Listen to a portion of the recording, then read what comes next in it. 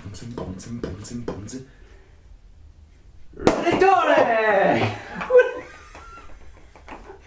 What if you would have taken out the camera? I was aiming it that way. What if he shot me in the face?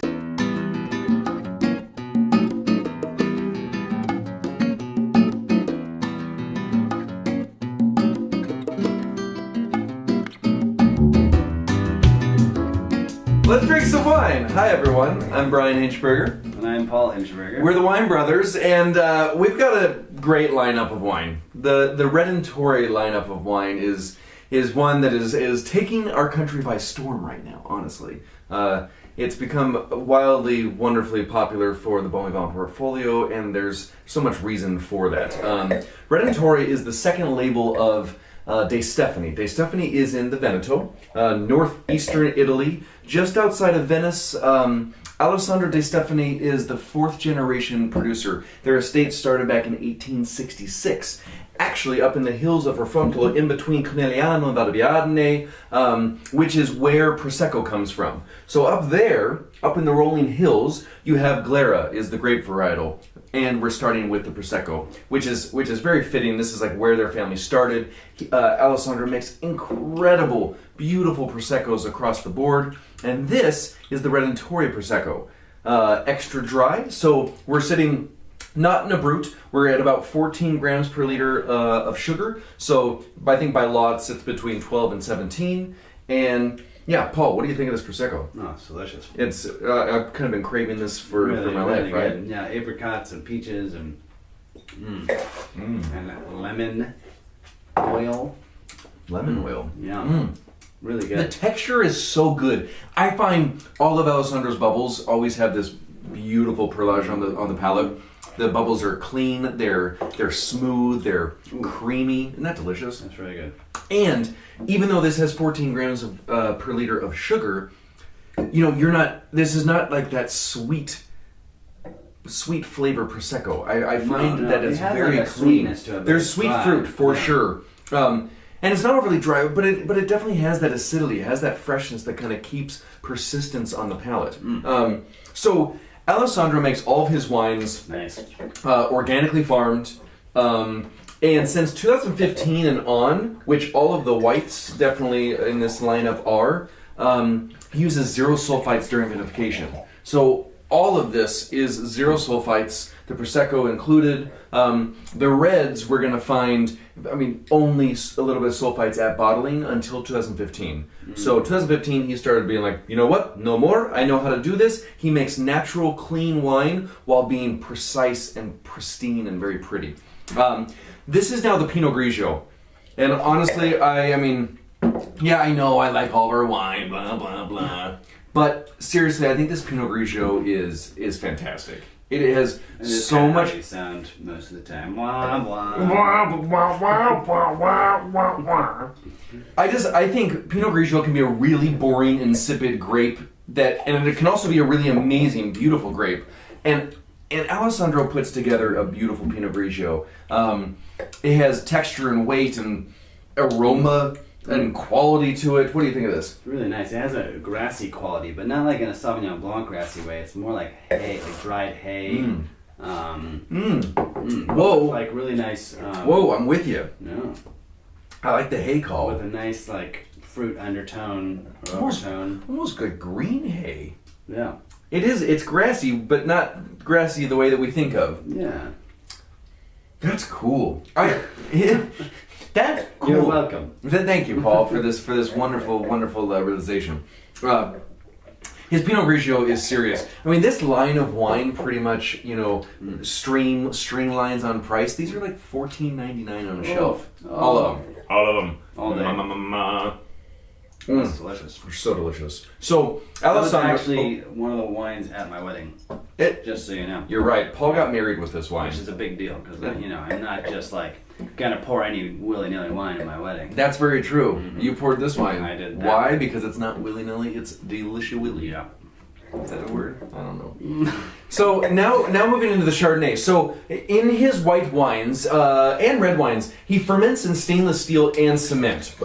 So big, large cement vats, big stainless steel tanks. He has about 40 hectares of grapes. And up in the Conegliano Hills are where all the Glera is, but then down in the Covendrame, in the Fossalta di Piave, where they're currently at, is where most of these grapes are coming from. Chardonnay, no oak aging, all of these whites see no oak, but definitely time to relax, no sulfites, really clean. Paul, where's the chard? Wow. Oh, wow.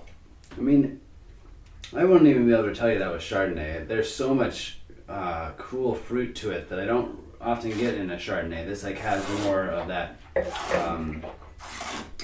like melon stone fruit kind of thing that is really delicious. It's so delicious. Yeah.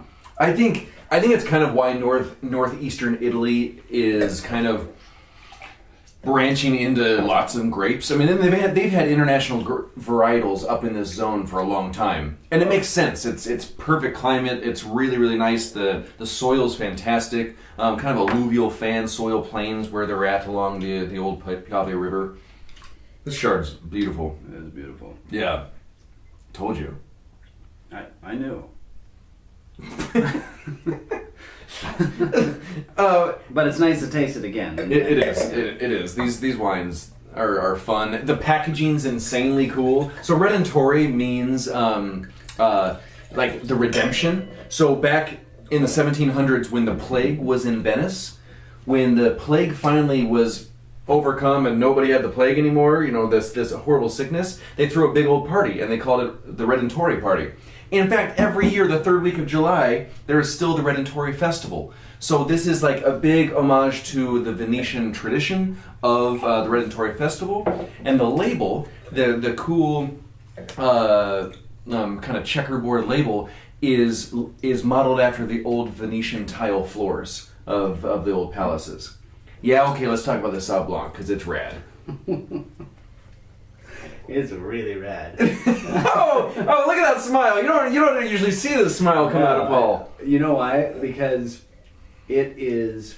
I hear a lot of people say passion fruit for Sauvignon Blanc, but this is passion fruit. I do not get passion fruit typically on Sauvignon Blanc, but this and I hadn't had passion fruit until, I was 28 years old or something, and I always thought, passion fruit is just like some sort of punch flavor, but like passion fruit is so delicious. It is so delicious. And it's such a cool fruit, and this is like passion fruit. And it really is. It makes me all like really giddy because it's such a fun flavor.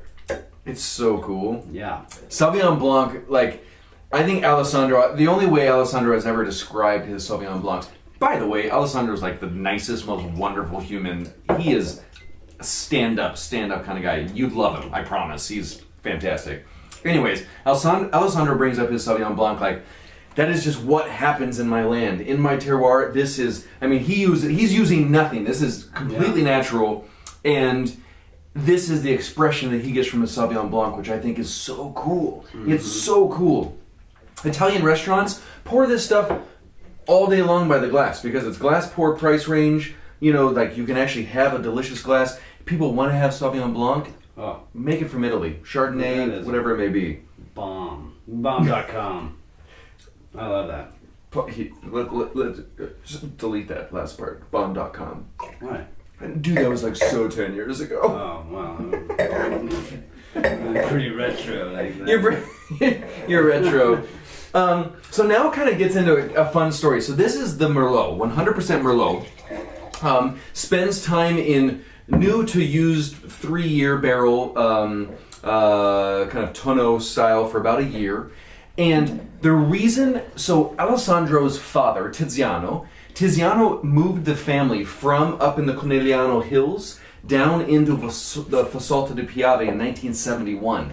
In 71, the reason he chose this area was because of Merlot, which is cool. He traveled to Pomerol in France, the birthplace and like the magic zone of Merlot, and learned that how to make Merlot, and he really wanted to find somewhere in Italy to do it. Turned out it was only about 40 kilometers down the road in the Fossalta di Piave, which is like on the same latitude as Pomerol. It's the same like elevation, so the same kind of alluvial clay fans coming off of the Piave. So he landed his family there in 1971 so he could plant Merlot. And so the De Stefani Plavis is the Merlot, and the Redentore, all the Redentore wines are basically the young vines that will someday go into the De Stefani line. Yes. So how's the Merlot? It's cool. It has like that classic herbaceous quality that Merlot gets. That little pyrazine quality to it? Well, it's not even pyrazine for me. Okay. I guess it's kind of herbal, like maybe grassy, thyme, savory kind of thing. Do you get a little bit of that like kind of Amaro quality in this? I get it in his reds, in my opinion. Is that quinine, that cool, that Angostura bitter component. Yeah. But layered with fruit, just fruit dancing on my palate, jumping all around that quinine. But like a nice earthiness that kind of surrounds the whole thing. It's delicious. It's really good Merlot. So cool.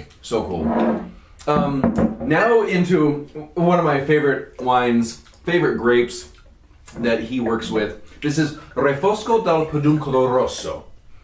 So this grape is native to this area. However, there is 5 Refosco grapes. Now here's the funny part, Paul. You have 5 wines all called Refosco, and they literally have nothing to do with each other except the name Refosco. Thus, why this wine is called Refosco dal Peduncolo Rosso. It is the red peduncle. Do you know what a peduncle is? It's the peduncle. Well, no, tell me. The stem. Yeah, the stem. I was gonna say the stem that flowers. So, like, basically, this particular Refosco has a red stem, and it's the most noble of the Refosco that grow up in this area. So it's the one that you want to be playing with and working with. But there's so many of them, and I think it's so savory and spicy and fun and fruity and yeah. It's really nice and light and playful and very quaffable, but complex and interesting. Yeah, totally. Lots going on. The acidity's great. The fruit is beautiful. I think that this grape is so out there, and like when I taste this with in public events, people love this wine. Yeah. Because it's so juicy. It's really juicy, but it's also complex. There's a lot going on. That's great. It kind of takes you to a new plane, a new level. You know what I'm saying? Yeah. And lastly is the Raboso. So Raboso is also a native grape of the area, and it's what Raboso kind of translates in the local idiom. It basically means the little angry one. It's a little angry grape. It's kind of a smaller grape. It's very difficult to work with in many different ways, and it makes a robust, kind of intense, pow wow kaplao wine. But with Alessandro's deft hands in the winery, I mean, just his touch on everything he does has so much personality and so much class, and I love them. Again, kind of all on his reds, 12 months in barrel, new to used. Kind of rotating things out, and I think this is a neat. Ooh, whoa! I love the nose. Wow, I can't put my finger on what it is, but it's like wooded blueberry to me. It's very blueberry, but also it has like some not like cedar wood, but just some sort of barky kind of textured wood that you smell with your nose. Well, how's the palate?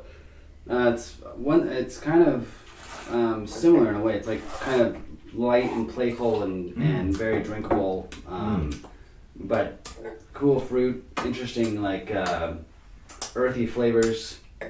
It's cool. I think these wines are extraordinary. You know, across the board, Alessandro De Stefani is making beautiful wines. His family is charming. They're all wonderful. They all live. You know, his father and mother live on the other side of the house than him and his wife with the kids. 3 beautiful children. And he has so much passion for what he does. He's farming so clean, bringing it into the winery, being completely natural in every way, but making clean. Very, very, like, there's no funk happening here that you're like, oh yeah, they're the natural wine. You know what I'm saying? Really, really, really delicious stuff from Veneto, outside of Venice. The Redentore. Let's throw a party. Let's. Cheers.